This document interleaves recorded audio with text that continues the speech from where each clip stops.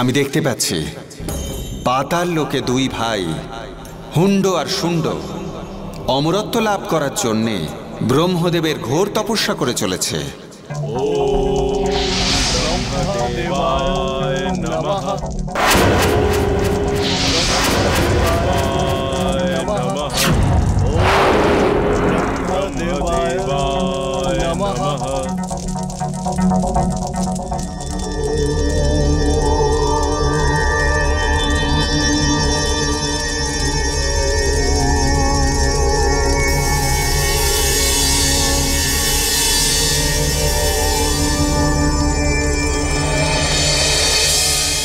হে ব্রহ্মদেব, আমরা অনেক বছর আপনার তপস্যা করছি, কিন্তু এখনো আপনি আমাদের উপরে প্রসন্ন হননি।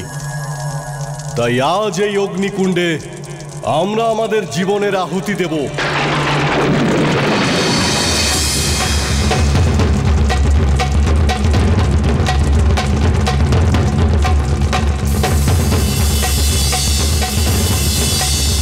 কুণ্ড শুণ্ড,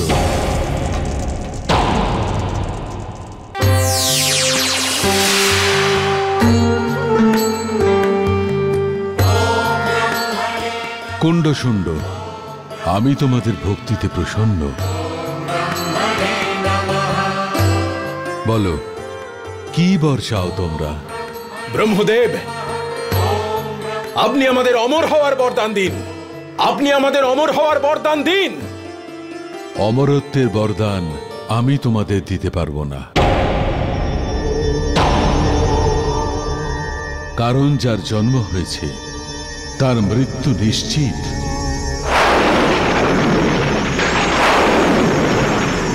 কিন্তু তোমরা তোমাদের মৃত্যু নিজেদের ইচ্ছা অনুযায়ী অবশ্যই বেঁধে রাখতে পারো।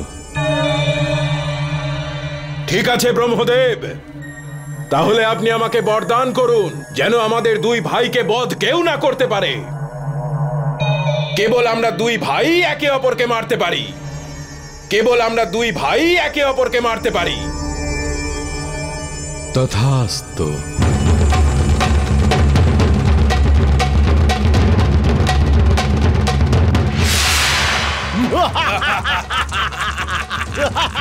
আমরা অমর হয়ে গেছি। আমরা অমর। এবার আমরা ত্রিলোকের উপর আক্রমণ করে আমাদের সাম্রাজ্য স্থাপন করব। এবার ত্রিলোকের উপর কেবল হুণ্ড শুণ্ডের প্রভুত্ব চলবে। হুণ্ড শুণ্ডে।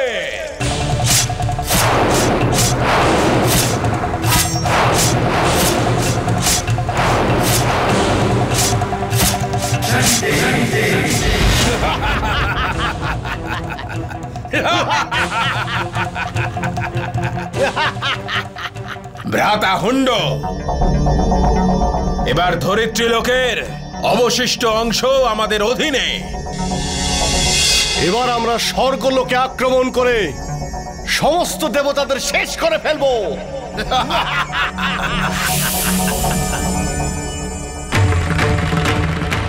ইন্দ্রদেব, বাঁচান আমাদের। কি হয়েছে? আপনাদের এই অবস্থা কে করলো?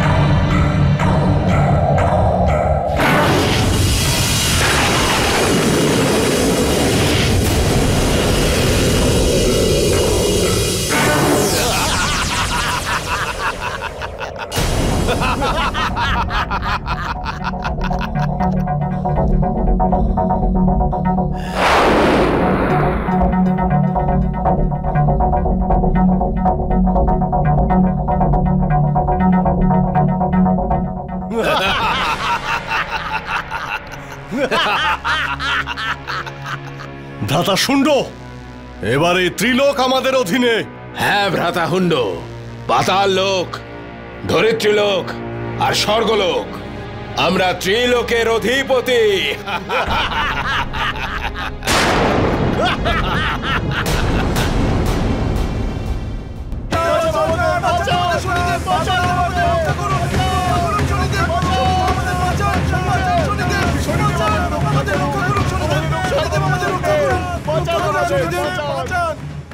ইন্দ্রদেব আর সকল দেবতাগণ, আপনারা এখানে এই অবস্থায়? হে শনিদেব, অসুর হুন্ড শুন্ড ত্রিলোককে নিজেদের অধীন করে নিয়েছে।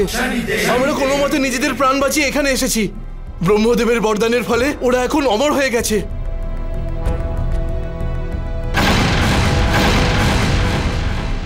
এই সংসারে কেউই অমর হতে পারে না। হুন্ড আর শুন্ডের পাপ চরম সীমায় রয়েছে। যতক্ষণ ওই দুই পাপী নিজেদের দণ্ড পাচ্ছে, ততদিন আপনারা দেবতারা এই শনিলোকে নিশ্চিন্তে থাকতে পারেন। কেননা কোনো অধর্মী, কোনো পাপী শনিলোকে প্রবেশ করতে পারে না।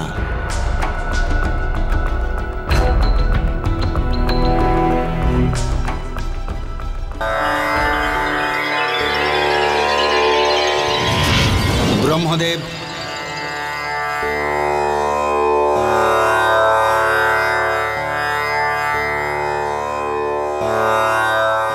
শনিদেব, আমি অবগত আছি যে কি কারণে এখানে আপনি এসেছেন। শনিদেব, ওই অসুর ভ্রাতৃদ্বয়ের মৃত্যু তখনই সম্ভব হবে যখন একে অপরকে নিজেরাই শেষ করে দেবে। কারণ ওই দুই ভাই একে অপরকে খুবই ভালোবাসে, অর্থাৎ ওদের মৃত্যু সম্ভব নয়। হে ব্রহ্মদেব, ওই পাপীদের বিনাশ করতে আপনি আমাকে সাহায্য করুন। আপনি এমন একজন মোহিনী স্ত্রী সৃষ্টি করুন যার মোহজাল থেকে কেউ যেন নিস্তার পেতে না পারে, যাকে কেউ একবার দেখলে তার রূপে এমনভাবে বাঁধা পড়ে যায় যে ওই স্ত্রীলোকের ইচ্ছা ছাড়া তার মোহ থেকে মুক্তি পেতে না পারে।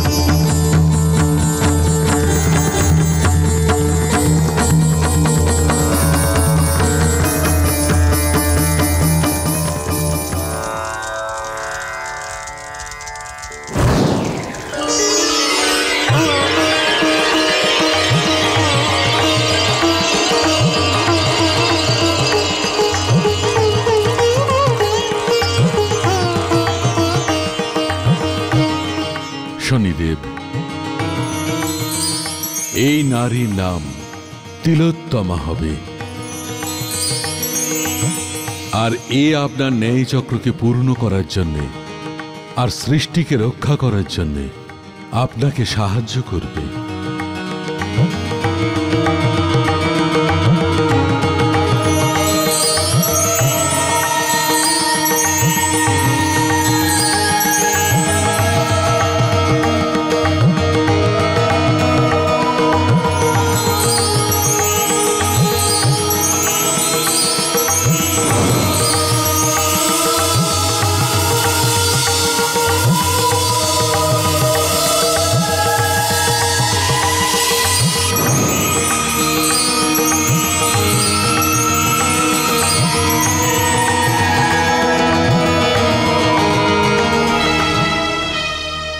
দেবী তিলোত্তমা, যে উদ্দেশ্যে তোমার জন্ম হয়েছে তোমাকে সেটা এবার পূরণ করতে হবে।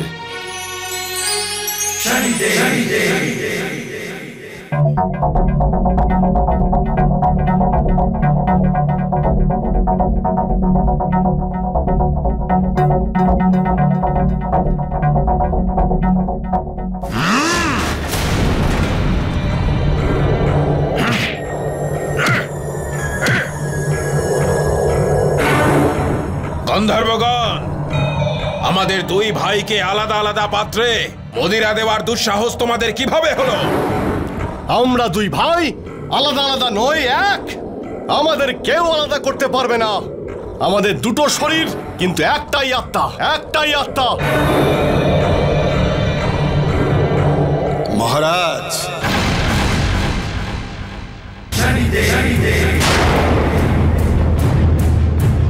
কে তুমি? আমি একজন সঙ্গীত প্রেমী মহারাজ। সুরের জাল বিস্তার করতে এসেছি। আপনারা দুজন তো অস্ত্র নিয়ে লড়াই করেন, আর আমি আমার সঙ্গীত নিয়ে। এসব বাজে কথা না বলে এটা বলো যে তুমি এখানে কেন এসেছো? এই ত্রিলোকে তো এখন আপনাদেরই রাজত্ব, আমরা কোথায় যাব? এখন তো উৎসবের আয়োজন করা উচিত মহারাজ। আমি আপনাদের মনোরঞ্জন করতেই এসেছি। আচ্ছা, তাহলে শুরু করে দাও।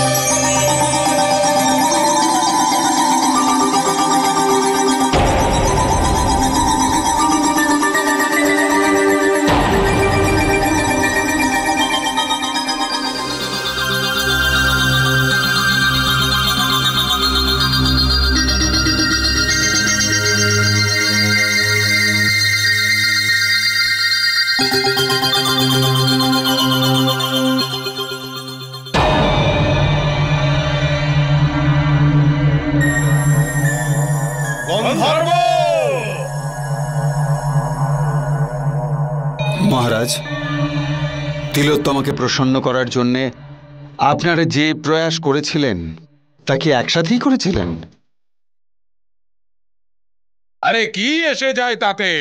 মহারাজ, এটাই তো আপনারা ভুল করেছেন। আপনারা জানেন না, স্ত্রীলোকের মন খুব কোমল হয়। সে এক সময়ে একজনের প্রস্তাবকেই মেনে নিতে পারে। সেই জন্যে আপনারা আলাদা আলাদাভাবে চেষ্টা করুন। এটা হতে পারে না। আমরা দু ভাই যে কাজই করে থাকি একসঙ্গে করি। মহারাজ, সে তো ঠিকই, তবে যখন তিলোত্তমা আপনাদের দুজনের প্রয়াসকে আলাদা আলাদাভাবে মেনে নেবে, তখন আপনারা ওর ইচ্ছা অনুসারে বিবাহ করে নেবেন।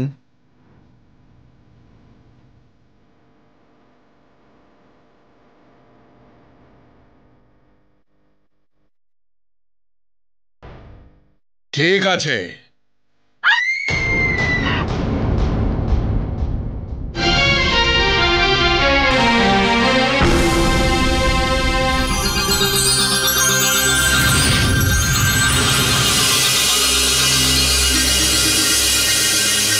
শুন্ড, এখন তুমি তিলোত্তমার মোহপাশে বাঁধা পড়েছ। এবার তুমি সেটাই করবে যেটা তিলোত্তমা চাইবে।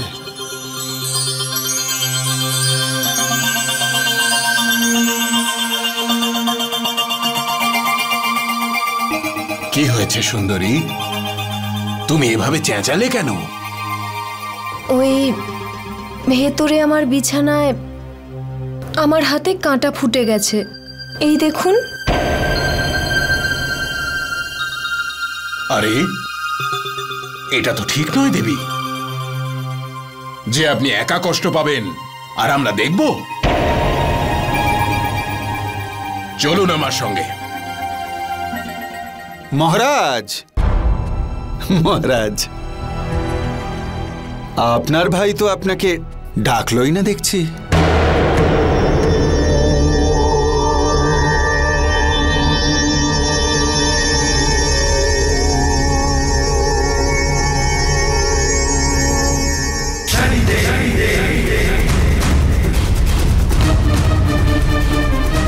এই দেখুন,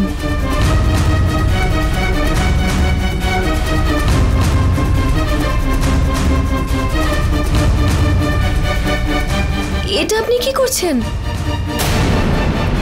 প্রিয়ে, আমি তোমাকে ভালোবাসি, তাই যে কষ্ট তুমি সহ্য করেছো তা আমাকেও সহ্য করতে হবে। আপনি আমায় এতটা ভালোবাসেন? সত্যি তো এটাই যে আমিও আপনাকে খুব ভালোবাসি।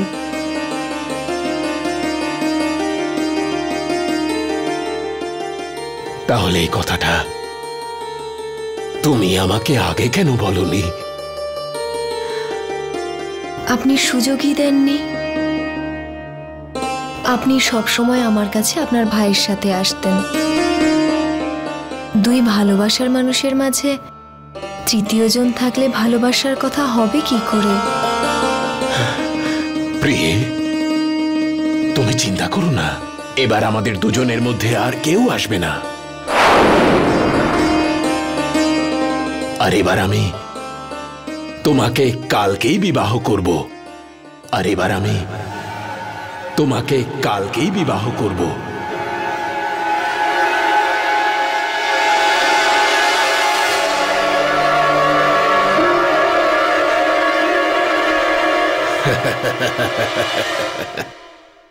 আমার সঙ্গে চলো না। কোনো ব্যাপার না, আমি এই স্ত্রীকে কালকেই বিবাহ করব।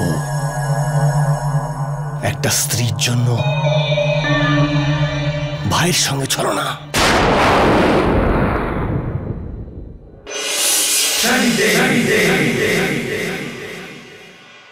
হুন্ড আর শুন্ড, মোহিনী তিলোত্তমার সম্মোহন সেই কাজটা করেই দিল সারা সৃষ্টি যার প্রতীক্ষায় ছিল।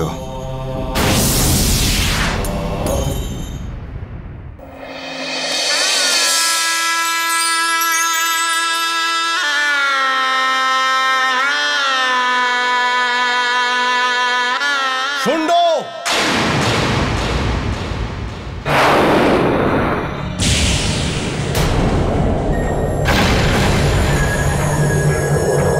শুন্ড, তুমি এই কন্যার সঙ্গে বিবাহ করতে পারো না। না হুন্ড, ওর বিবাহ আমাদের দুজনের সঙ্গে হতে পারে না। ওর বিবাহ একজনের সঙ্গেই হবে, আর আমি ওকে বিবাহ করতে চাই। আমিও দেখতে চাই তুমি কি করে ওকে বিবাহ করো। ওর বিবাহ আমার সঙ্গে হবে, আমার সঙ্গে।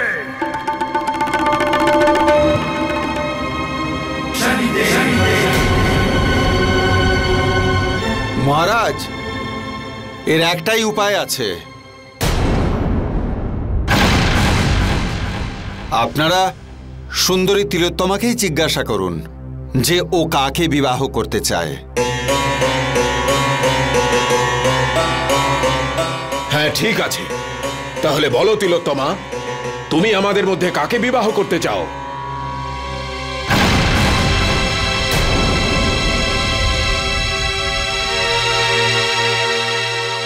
যদি আপনারা দুজনেই আমাকে বিবাহ করতে চান, তাহলে আমি তাকে বিবাহ করব যে আপনাদের মধ্যে শ্রেষ্ঠ, শ্রেষ্ঠ বলশালী।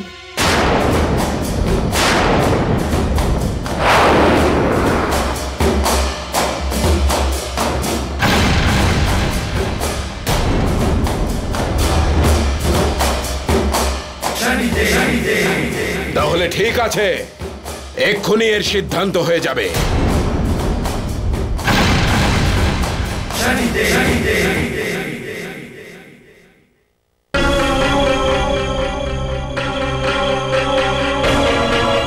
শ্রেষ্ঠ, বলশালী।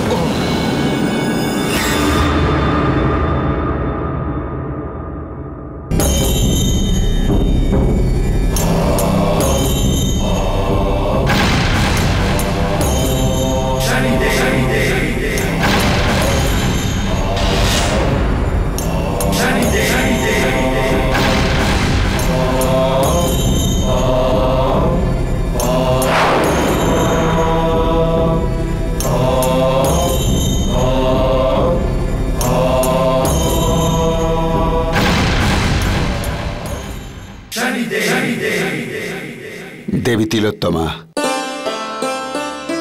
যে কাজের জন্য আপনার জন্ম হয়েছে এবার তা সমাপ্ত হয়েছে। এবার আপনি ব্রহ্মলোকে ফিরে যেতে পারেন। শনিদেব, সৃষ্টির ভ্রমণ করার আমার খুব ইচ্ছে। আমি স্বয়ং কিছুক্ষণ পরে ব্রহ্মলোকে ফিরে যাব। ঠিক আছে দেবী, কিন্তু সময়ের কথা খেয়াল রাখবেন। আপনি এখানে একটা নিশ্চিত সময়ের জন্য এসেছেন। সময় শেষ হবার আগেই আপনাকে ফিরে যেতে হবে।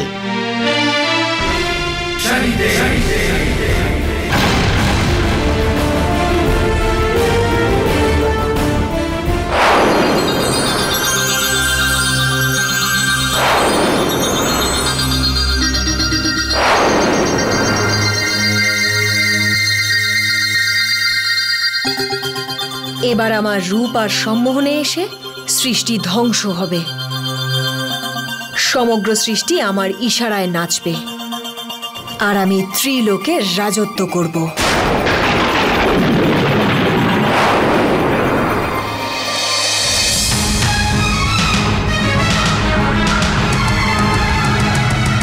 चली तिलोत्तमा सबको बांधने, सारी सृष्टि को मोह जाल में। इंद्रलोक में इंद्र वरुण अग्नि तिलोत्तमा पर मोहित होते, अपने अपने कर्म त्याग कर सुंदरी के पीछे पीछे चलते। सूर्यदेव सुंदरी को देख के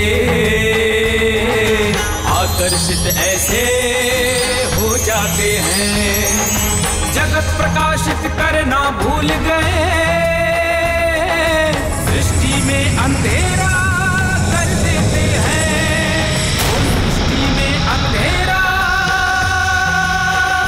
कर देते हैं।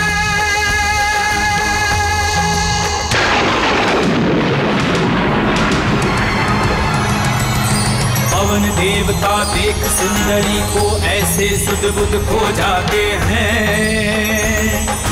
रुक जाता संचार वायु का, प्राणी सब व्याकुल हो जाते हैं।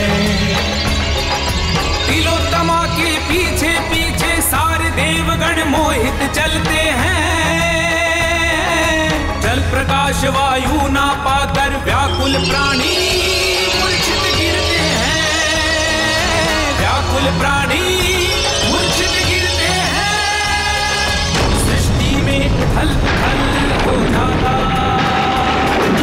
होती प्रकट तब धरती माता।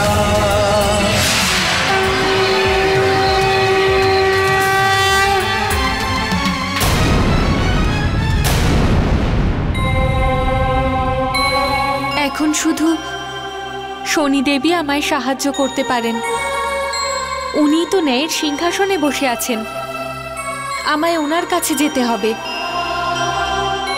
এই বিপদ থেকে উনিই আমাকে বাঁচাতে পারেন। শনিদেব আমার উপর বসবাসকারী প্রাণীদের জীবন বাঁচাতে পারেন।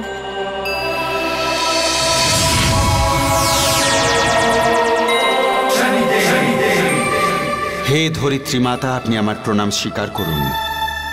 কিন্তু মাতা, আপনি এখানে? শনিদেব, সব দেবতা তিলোত্তমার মোহে বশীভূত হয়ে ওর কাছে চলে গেছে। সব দেবতা নিজেদের কার্য বন্ধ করেছেন। সূর্যদেব আর পবন দেব ওর আকর্ষণ থেকে বাঁচতে পারেননি, যাতে সবার জীবন বিপদের মুখে দাঁড়িয়েছে।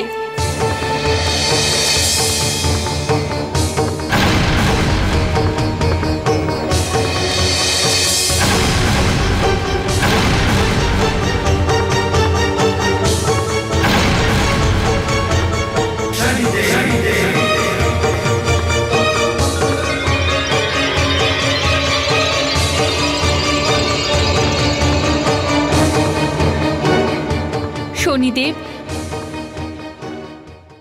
আপনাকেই কিছু করতে হবে, নয়তো আমার সর্বনাশ হয়ে যাবে।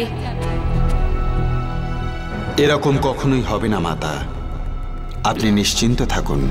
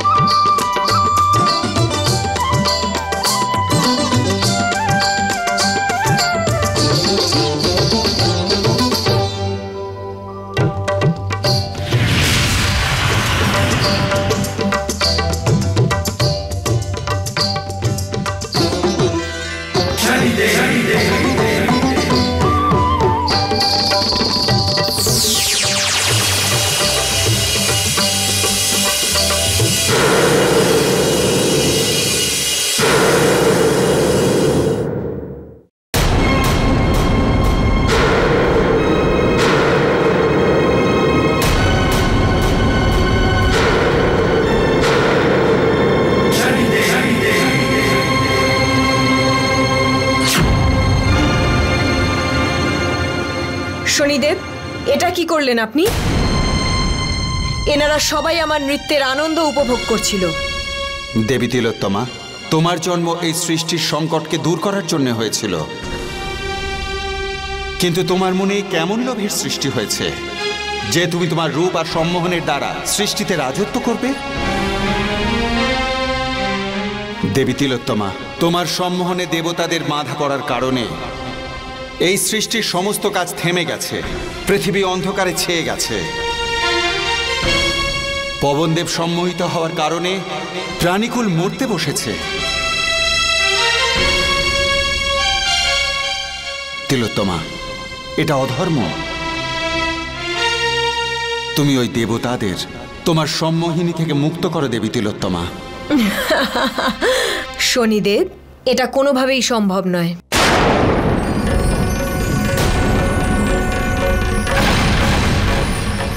আমার জন্ম এই জন্য হয়েছে যাতে আমি আমার রূপের সমস্ত দেবতাদের বেঁধে তাদের সম্মোহিত করতে পারি, আর সবাই আমার অধীনে থাকবে। তাতে দেবতাই হোক বা অসুরই হোক, সমস্ত দেবতারা নিজেদের ইচ্ছেতেই এখানে এসেছেন।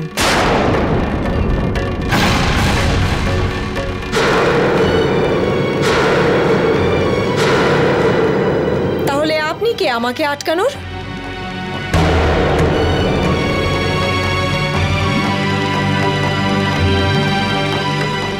এবারে কি হবে শনিদেব? সমস্ত দেবতারা তিলোত্তমার মোহ থেকে কখনোই বেরোতে পারবেন না।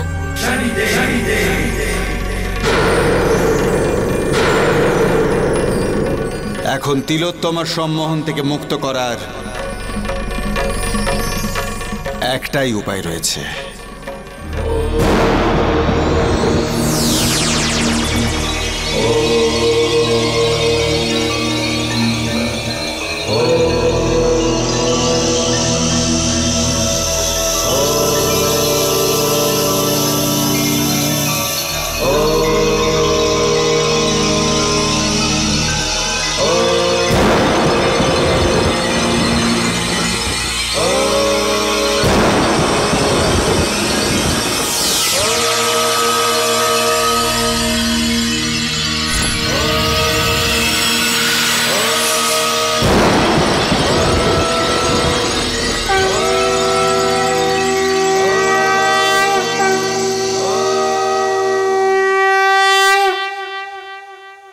হে মা আদি শক্তি।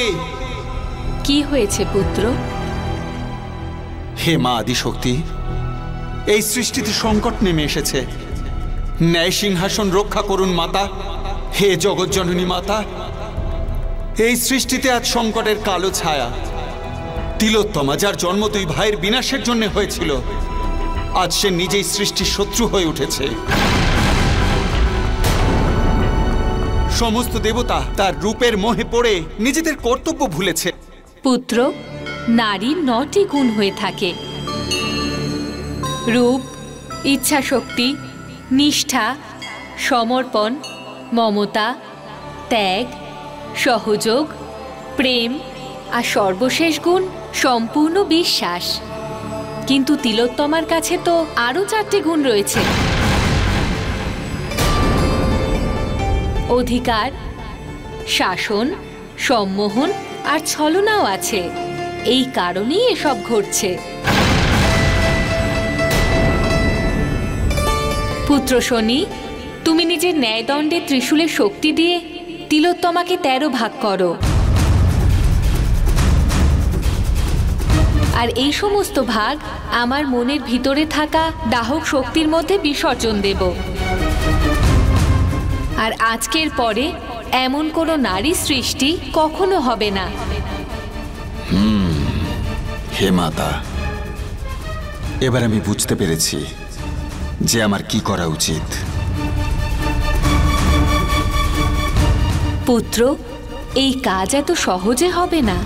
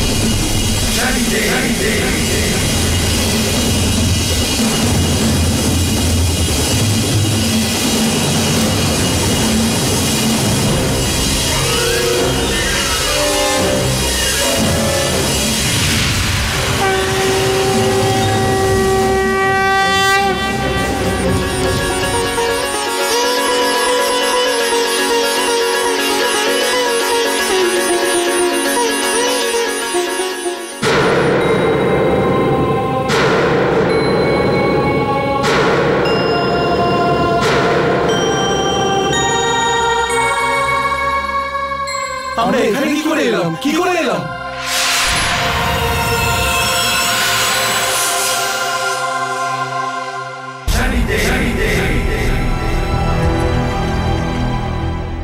আপনারা প্রত্যেকেই তিলোত্তমার সৌন্দর্যে মুগ্ধ হয়ে এখানে এসেছিলেন। কিন্তু এখন আর কোনো সংকট নেই। তিলোত্তমাকে দেবী আদি শক্তি 13 ভাগে বিভক্ত করে নিজের মধ্যে সমাহিত করে নিয়েছেন। শনিদেব মহারাজের জয়, শনিদেব মহারাজের জয়, শনিদেব মহারাজের জয়, শনিদেব মহারাজের জয়।